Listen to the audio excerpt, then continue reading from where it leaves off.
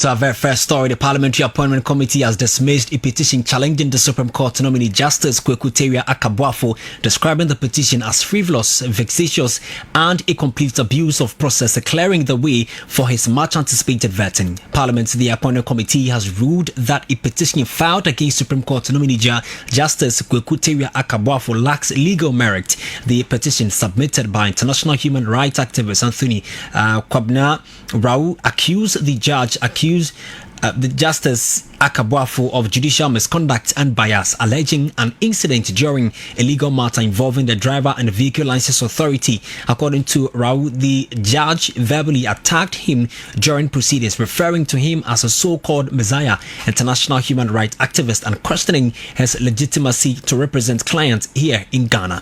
The petition levels strong accusation against the nominee, describing him as arrogant, biased, power-drunk, and an abuser of human rights, and asserts that his confirmation would have damaging consequences for both national and international legal standards. Committee Chairman Bernard Ahiafor, announcing the decision, explained that judges are constitutionally protected by legal actions over their judicial decisions. Take a listen.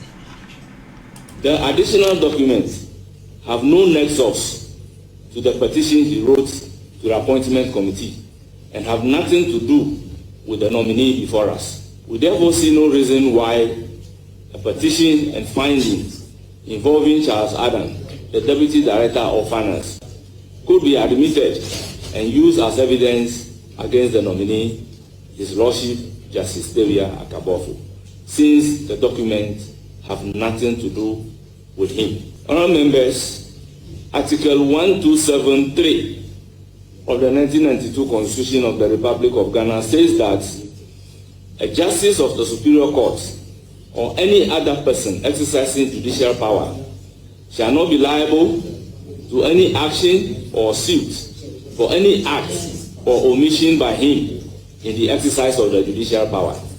The complaint against the nominee is about the exercise of judicial power in conducting the matter leading to the judgment under reference.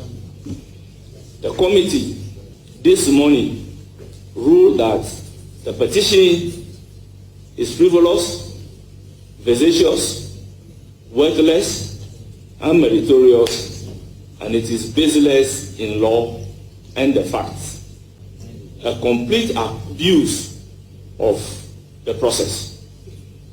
During the committee's meeting, our attention was drawn to publication by some media houses yesterday. Before the committee's meeting today, allegation that Parliament had thrown out the petition against Supreme Court Justice nominee, Justice Ackaah-Boafo, and that he was scheduled to be vetted today. We shall appropriately consider the conduct of the media houses if the need be. We are therefore proceeding to vet the nominee under reference. Thank you for your rapt attention.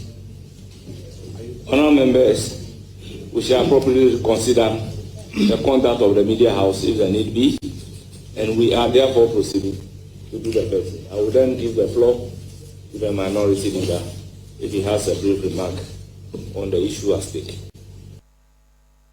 So that's the chairman of the Appointment Committee of Parliament, Bernard Ahiafor. Well, the ranking member on the committee, Alexander Markin, also weighed in, reaffirming Parliament's respect for the constitutional protection of judges, while acknowledging the public's right to scrutiny, to scrutinize the nominees.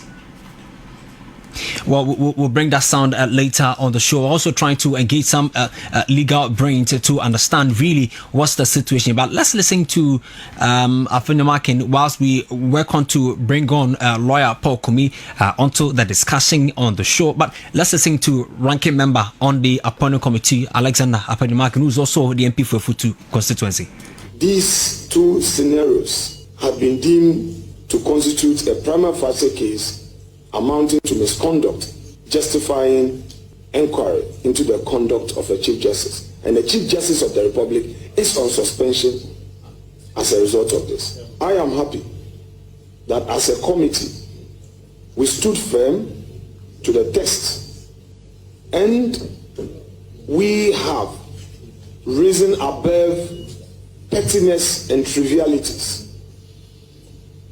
Chairman, my second comment has to do with feedback from certain quarters regarding the minorities' stance on some of the issues that have come up as part of this vetting. I would want to pray the public to appreciate where we're coming from. We are not here to get personal. We are here to deal with the law and issues of public policy, good governance. So for those who are saying that, oh, you guys are lawyers, why are you subjecting nominees to all these hard questions when you appear before them? They are also likely to do that to you. Well, my answer to them as a person, I speak for myself.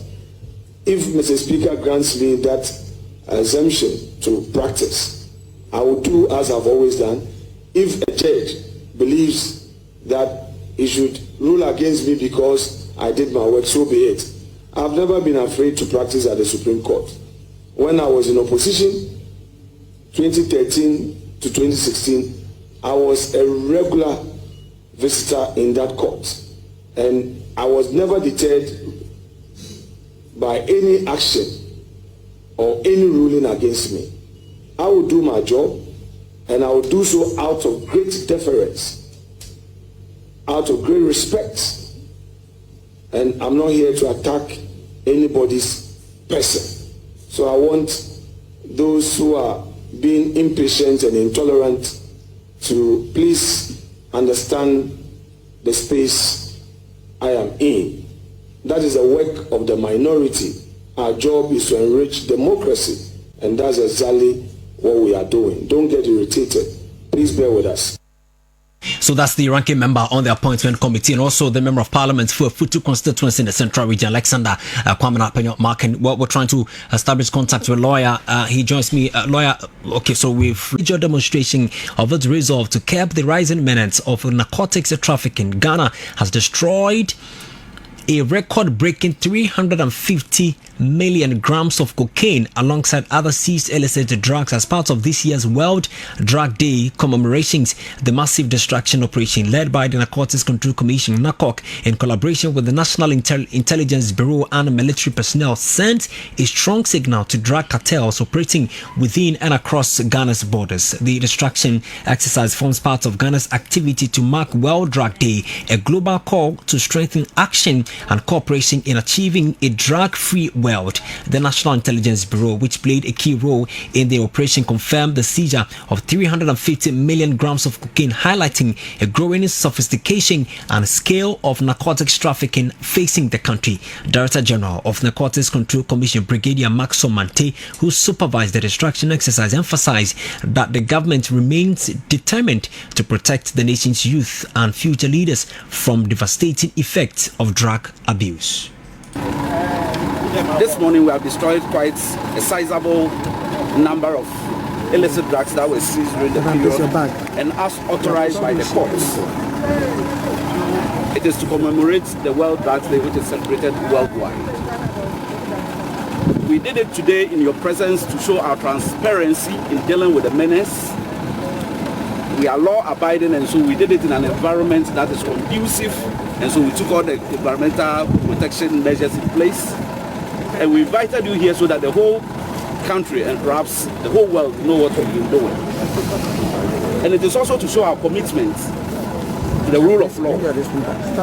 And to my simple message to those who perpetrate or who are involved in this illicit drug business is that it is not fair to the country. We will not stand idly by and allow them to bring in this illicit drugs to destroy our future leaders. From next month, we'll be conducting special operations and we'll go after them. So that's the Director General of the Narcotics Control Commission, Brigadier Maxwell Mante, speaking to journalists after that operation. I'm privileged to be joined by the Deputy Director General of the Narcotics Control Commission, Lawyer Chum Barima. Counsel, good evening to you. Thank you so much for your time on 505. Yeah, good evening, sir. Well, first of all, I want to comment the good work that the commission is doing so far. But 350 million grams of cocaine, that's huge quantity there. What does this tell us about the scale of drug trade in the country? Okay, so let's talk something. It's 350 million worth. Okay, great. 350 million worth. Very well. Market value, yeah. Very well. Thank you. Thank you for the correction. Yeah, it's 350 million, and it is the very cocaine that we arrested at I mean in Central Region, which was heading to Accra from Western. If you remember, it was after that in Team Fordro was making some noise about it. Yeah. So that is very one that the court has given us the right to go ahead and destroy. But it was not just that. So we destroyed a lot of cocaine, but that was inclusive. So if you had put value on it, the cannabis and cocaine and other things that were destroyed will be over $400 million. And it brings to the question about the scale of drug trade in the country. So you see, all this cocaine that you find, the honest truth is that even though we arrested them in Ghana, but to be honest with you, they were not meant to be used in Ghana. They are mostly to be shipped or find its way outside the country, and we are able to intercept. But you see, the challenge, I think this morning I said it there at Bondasi, that we are just a bit challenged by our geographical location, whereby we have 3 entry points: the sea, the land, and the air. In some jurisdictions, they are having only 2, or in most jurisdictions, they are having 2. They are having the air and the land, but we have 2. We have 3. Sorry. So whether we like it or not, some people find dubious means of penetrating with these things. But the honest truth is that we are wide awake, and in fact, to be honest with you, even now, we have expanded our tentacles. And that is why my boss, the Director General, was very emphatic that from the month of July onwards, there's going to be a serious action here and there. So this means that you've gotten some more information about where these drugs can be found going forward. To be honest with you, from where I sit, intel is something that almost every day. I mean, there are series of intel that we pick, or that keeps coming on my table, because I'm in charge of operations, and so the intel department, the intelligence, and other key departments are all under me. So I see and read them a lot. But the fact that each one that we get, we double check, we triple check, we quadruple check before we strike. So there are a lot that we have on the table that we'll be striking gradually, and it's not just cocaine related, but different kinds of narcotics. Yeah. I see. Now we're talking about plans for prevention. I remember that in one of your tours to Akwemo, which I joined the tour, you plan of constructing a school to train the young boys, obviously to prevent them from getting into drug dealing. What are the plans for prevention, especially among the youth who are vulnerable to drug abuse? Okay, one, I'm glad you reiterated the fact that we want to build our school. Yes, as a security and intelligence organization, it's just prominent or important that we have our own training school. So when we take over Narcotics Control Commission, the Director General learned that a land has been given to us at Volta Region area around Akweno, or on the way to Volta Region. Let me put it that way. Yeah. And then no steps have been taken by the agency or the leadership to get it, secured. So the Director General, Brigadier General, said that no, he can't allow that to happen. So he immediately laid contact with the chief and elders of the place, and then they made us know, the necessary things that we are supposed to do. So that is what we went to do that day, and I'm glad you were there. And then we've taken the necessary steps. Now our lawyers are working to formalize the documentations and every other thing that needs to be done. And then even today, he told me over there when we were at Bondasi, he hinted me about the fact that he wants to get someone to a very good architect, so that he's going to give us a very nice design for that 100-acre plot, so that we can have we can demarcate it for several things that we want to use it for, and then commence our training in due course. Aside that, we also do a lot of education. In fact, yesterday, there was a training program that just ended yesterday at CSIR. It was conducted by NACOC. Yeah. And it was trainers, whereby persons who relate more with people with substance abuse got training as to how they can cope, or help in the rehabilitation of these persons. Secondly, or thirdly, we also have a lot of contact with rehab centers that are coming up in Ghana. Okay. To help, the rehab process of people who have gotten addicted in these drugs and so on and so forth. And also, we are establishing a lot of drug-free clubs in secondary schools and even junior high schools to coach and then educate the youth for them to understand the dangers of with this drug or narcotics use, so that they will not get addicted, or they will not even get themselves engaged into it, to prevent, to save them from any future catastrophe.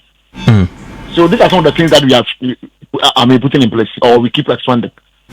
I see. Well, yesterday I got the information about the training you had for the young ones. But so far, how has the impact been on training or capacity building or for the youth in terms of drug abuse? Oh, well, gradually they are accepting it. In fact, now we even get a lot of letters from several secondary schools, among others, who are calling that, they want us to come and establish some of these clubs in their schools. Because you know that this problem that we keep mentioning stems from mostly the second cycle schools. I went to one district in the eastern region where we wanted to establish, or we are about to establish our district office there.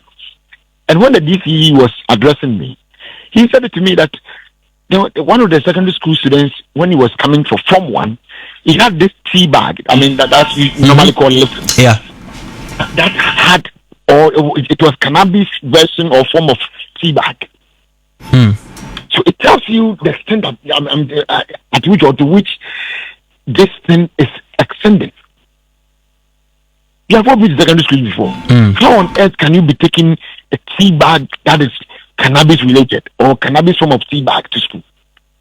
So if you don't tackle the problem from that root, and we wait for them to finish their secondary schools and get to the university before we start letting them understand the dangers with the use of this narcotic related drugs, we will get nowhere. That is why this time we are meeting them in the secondary schools with the education and then reforms. I see. Well, Council, thank you so much for